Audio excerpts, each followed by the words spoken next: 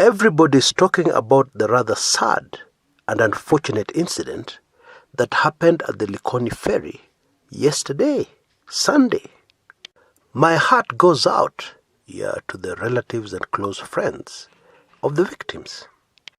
My deep and sincere condolences. Now, if you've been to Mombasa, chances are very high that you've been on the Likoni ferry. There are only 3 ways, many people don't know this. There are only 3 ways of getting onto Mombasa Island. And of course one of them is the Likoni ferry. The other 2 are of course the Nyali Bridge and the man-made Kipevu Causeway, which you have to use if you're driving from Nairobi going into Mombasa. Now, I've often heard people asking, why don't they build a bridge?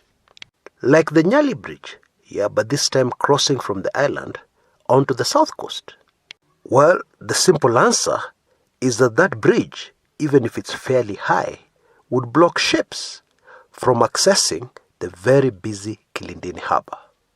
And so for years, the government-owned Kenya Ferry Services have run a fairly efficient ferry service and fairly safe that crosses from the island to the south coast, taking you on to Ukunda, Msambweni, on to the Lunga Lunga border with Tanzania. It is roughly a 1.5 hour drive from the Likoni ferry using your personal vehicle to reach the border at Lunga Lunga, and then crossing over to Horohoro on the Tanzanian side. Bottom line, this is a very busy part of Mombasa. And if for any reason ferry services are disrupted, which has happened on a few occasions, then it becomes a national crisis. That is how important the Likoni ferry is. Now, I thank you for your patience, because that background was very important.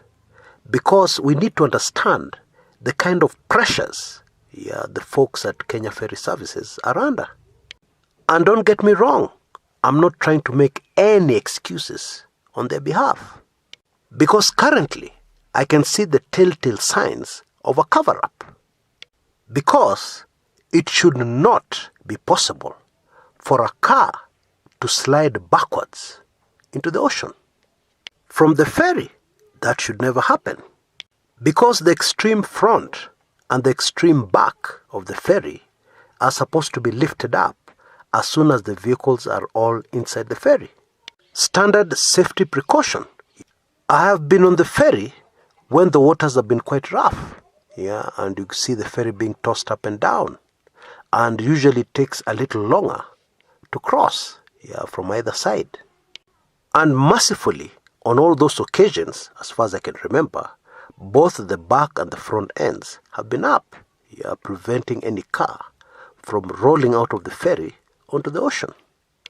But on Sunday, it was down when the vehicle of Miriam Kigenda, 35 years old, who was in the vehicle with her 4-year-old daughter, slid into the ocean and submerged.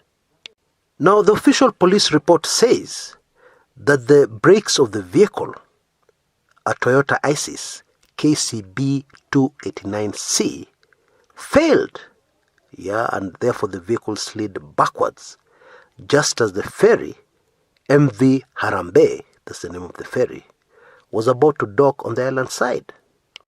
Now, to me, that kind of statement is the kind of statement that seems to be trying to make excuses, even before people have complained. Because the truth is, the ferry was not about to dock. It was roughly just past the center of the crossing. I think the idea of saying it was about to dock has to do with the fact that normally the front end is lowered as the ferry is about to dock. So it's supposed to give an impression that as the front was being lowered, this vehicle slid. Nothing like that, because the vehicle was right at the back of the ferry. And the back is not supposed to be lowered when it's about to dock on the front side. Unfortunately, there's yet another safety precaution that was not enforced.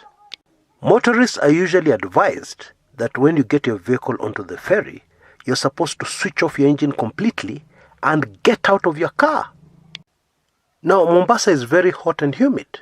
So actually it's not practical to remain in your car because with the engine off completely, you cannot run your air conditioning. And so, even if you don't want to follow rules, it is not practical to remain in your vehicle. Although what I often see motorists do is that they roll down their windows and remain in their vehicles. Now I have to say this. The problem we have is that some motorists do not want to mix with ordinary Kenyans who may not be lucky enough to own a vehicle. Now I would understand that kind of behavior from a visitor or a tourist who may be scared of being robbed. But surely not a local. Hopefully, going forward, and with this tragedy still fresh on the minds of many, this particular safety precaution will be enforced. And the public will understand why it is important. A car is not a perfect machine because it has been manufactured, it has been made by the imperfect hands of a man. And even a ferry, the same. Bottom line, anything can happen. And that is precisely why we have safety precautions and rules. For instance, traffic rules. Let me quickly give you an example of a traffic rule very few people follow. Braking distance between you and the vehicle in front of you. It is something that is taught in every good driving school. But driving on Kenyan roads, and this has happened to me so many times, the car behind gets irritated just because I'm maintaining a safe distance between myself and the car in front of me. And when they overtake, they say something like, "We mzee unalala barabarani." Now, if truth be told, I've often gotten very irritated. But about 4 months ago, something very interesting happened. A black SUV overtook me in a very irritated manner, driving at over 100 kilometers an hour. And obviously this young man had never heard of this thing called braking distance. Because I could see for several kilometers, he tailed the car ahead of me at high speed before finally overtaking it. We were on the Nakuru-Nairobi highway. And just before Kikope, where people like stopping to eat nyama choma, we saw that there had been an accident. The black SUV had rammed into another vehicle from the back.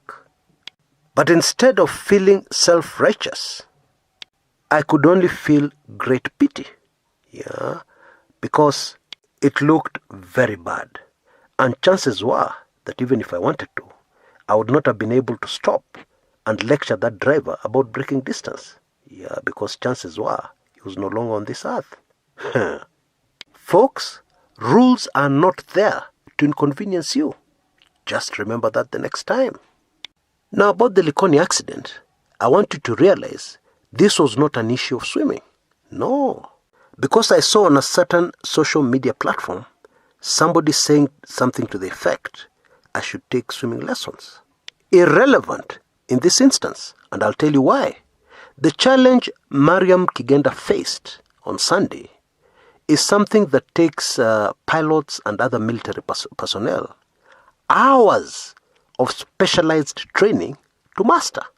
How to get out of a vehicle or even an aircraft that is sinking in water. For starters, shortly after the vehicle hits the water, the doors encounter pressure of 600 pounds per square inch from the water. So even if you're the strongest man on earth, you will not be able to open that door.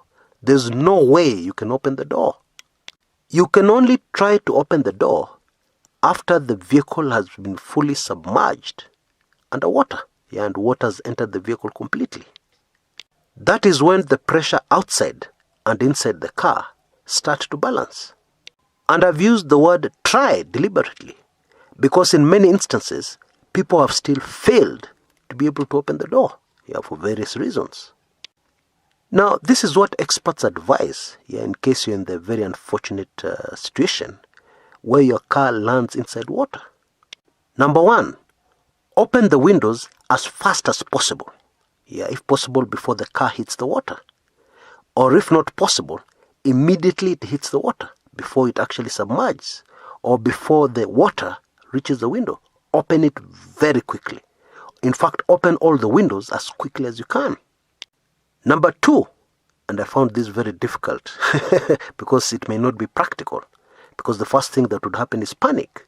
But they advise don't panic, and instead wait until the water reaches your chin and then take a deep breath. And don't do anything until the car is fully underwater. Yeah, and then of course use the open window to get out. And don't worry about sinking. Yeah, because if you've taken a deep breath, you will float to the top. If you didn't manage to open your windows, if you didn't have the time, then don't try and break the windscreen. Instead, go for the side windows. Why? Because the windscreen is several layers thick. Yeah, several layers thicker than your side windows. Much harder to break. Yeah, you have a better chance with the windows on your side or on the sides of the car. Now, very sadly, at the time I was making this recording, the vehicle or its occupants had not yet been recovered. Yeah, and that may not be very surprising because the Likoni crossing at its deepest is 55 meters deep. Oh boy, my condolences once again to the families and close friends of the bereaved. But please allow me to urge drivers on Kenyan roads, Kenyans mostly, once again, rules are not there to inconvenience you.